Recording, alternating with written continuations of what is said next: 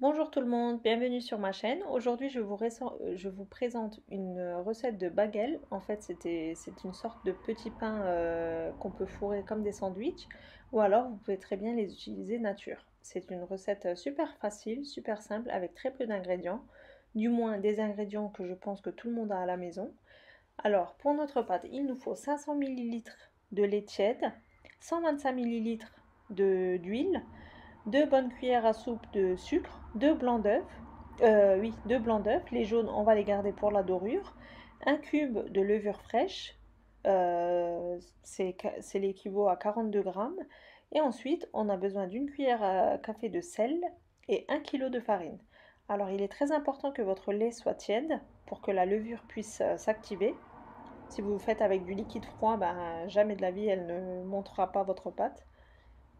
Donc j'émiette ma levure dans mon lait tiède avec le sucre. Je vais mélanger pour faire fondre ma levure. Une fois que c'est fondu, je peux rajouter l'huile et les blancs d'œufs, comme ceci, et ma cuillère à café de sel, une cuillère à café. Ensuite, je rajoute ma farine. J'utilise 1 kg de farine. Donc c'est une recette très précise. Vous ne pouvez pas vous louper en fait.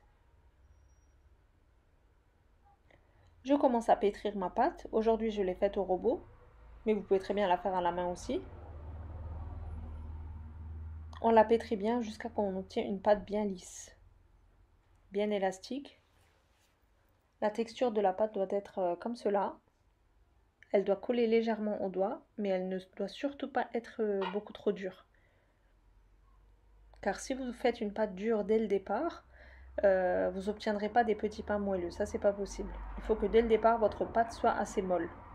Comme ceci, très élastique, qui colle légèrement au doigt. Voilà, c'est l'idéal. Je la laisse lever environ 30 à 40 minutes, tout dépend de la température de votre pièce. Si vous êtes pressé, je le dis souvent, vous pouvez l'enfourner, le mettre dans un four éteint qui a été préalablement préchauffé à 40 degrés. Ça va activer la pousse. Je dégaze ma pâte et je forme une boule.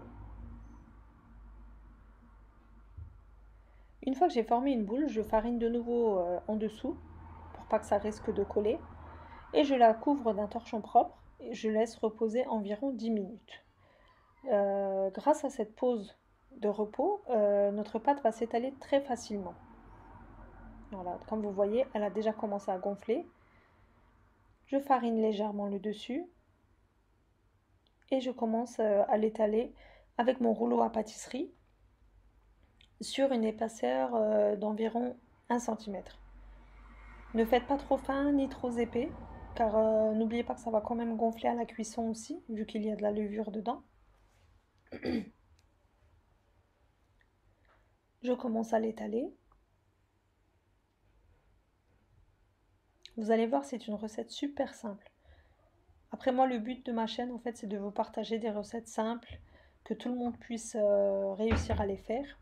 C'est mon but, en fait, parce que moi aussi, même moi, malgré que j'aime la cuisine, j'aime pas trop les recettes trop casse-tête et tout. Bon, j'en fais, je ne dis pas que j'en fais pas, mais pour la vie de tous les jours, je trouve qu'on a beaucoup besoin des recettes faciles, pratiques, qui vont vite à la cuisine et qu'on obtient un beau résultat aussi à la fin quand même. Donc, dites-moi ce que vous en pensez de mes recettes. J'ai des bons retours de votre part. D'ailleurs, je tiens à vous remercier tous pour vos jolis commentaires. Ça me fait vraiment plaisir. J'arrive pas à répondre à tout le monde, mais j'essaye de les lire et de laisser un petit like à chaque fois que je les lis. Des fois, j'essaie de répondre, mais comme je vous dis, je suis assez débordée. Donc, mais merci pour tous vos jolis commentaires. Voilà, ensuite j'utilise un autre porte-pièce d'environ 10 cm. Vous pouvez utiliser un bol ou comme vous voulez. Et on coupe des ronds en fait, des cercles. Et le milieu, on l'enlève avec un emporte-pièce plus petit. C'est comme des donuts en fait. Voilà, c'est super simple comme je vous avais dit. Là, j'enlève l'excédent de pâte. Je vais la reformer une boule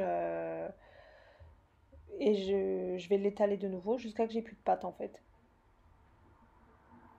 On ne gaspille pas la pâte, surtout pas.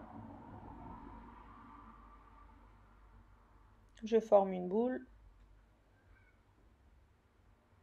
Et pareil, je la laisse au moins 5 minutes reposer pour pouvoir l'étaler facilement après.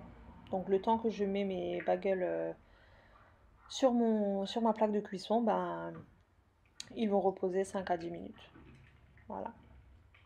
Je les mets sur ma plaque qui va aller au four que j'ai recouvert d'un papier sulfurisé. Veillez à bien les mettre espacés l'un des autres, car ça va gonfler à la cuisson, comme ceci. Et là, je vais les recouvrir d'un torchon et je vais laisser reposer au moins 15 minutes. Il faut qu'ils puissent lever aussi sur le plateau. Voilà, au bout de 15 minutes, bah, ils ont commencé à gonfler.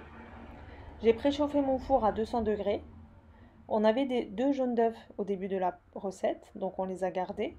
Je rajoute à peu près une cuillère à café de lait pour rendre liquide mes jaunes d'œufs, pour qu'ils s'étalent plus facilement. Je mélange avec mon pinceau.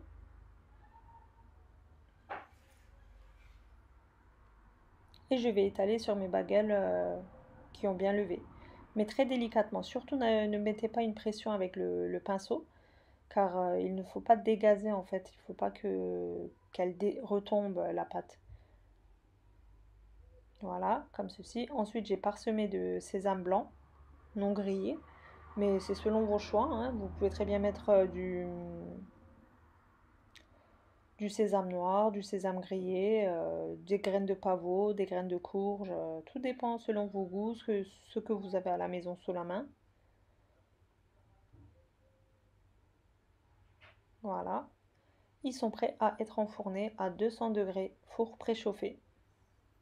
La cuisson, tout dépend de votre four, mais en général, je dirais que c'est entre 17 et 25 minutes. Tout dépend de votre four, mais comme là, comme ceci, dès que vous voyez que vous avez une belle dorure, sortez-les du four, pas besoin de les faire griller plus longtemps. Voilà, comme ceci. Et à la sortie du four, si vous le voulez extrêmement moelleux, vous badigeonnez avec vos doigts quelques gouttes d'eau et vous mettez tout de suite un torchon propre. Donc avec la chaleur, ils vont être super moelleux. Voilà une petite astuce encore. Donc là maintenant, ils sont tous cuits. Je vais vous montrer de plus près la texture que ça a. Comme vous le voyez, ils sont bien cuits, bien moelleux. Vous pouvez les couper au milieu et les garnir selon vos goûts. Ou alors les manger nature, comme je l'ai dit. Et ça se congèle très bien aussi, donc je tiens à préciser ça aussi. Vous pouvez très bien les congeler une fois qu'ils sont cuits, refroidis. Vous les mettez dans un sachet de congélation, au congèle, et à la sortie du congèle, ben, ils sont extrêmement moelleux, comme si vous venez de les faire. Voilà. J'espère que cette vidéo vous aura plu. N'hésitez pas à la reproduire chez vous aussi. J'attends vos retours si vous avez testé mes recettes. Et si vous n'êtes toujours pas abonné à ma chaîne, ben, n'hésitez pas à vous abonner et à activer la petite cloche surtout. Comme ça, dès que je publie une vidéo, ben, vous aurez une notification pour vous avertir que j'ai partagé une vidéo. Et aussi, si vous voulez d'autres recettes de ma part, en fait, vous voulez que si vous avez des demandes précises, ben, n'hésitez pas à me les laisser en commentaire et j'en prends note et je vais essayer de partager des recettes en fonction de vos demandes aussi à vous. Voilà, donc c'est tout pour moi pour aujourd'hui. Dites-moi ce que vous en pensez en commentaire. Voilà, donc je vous dis à bientôt pour une prochaine recette. Merci.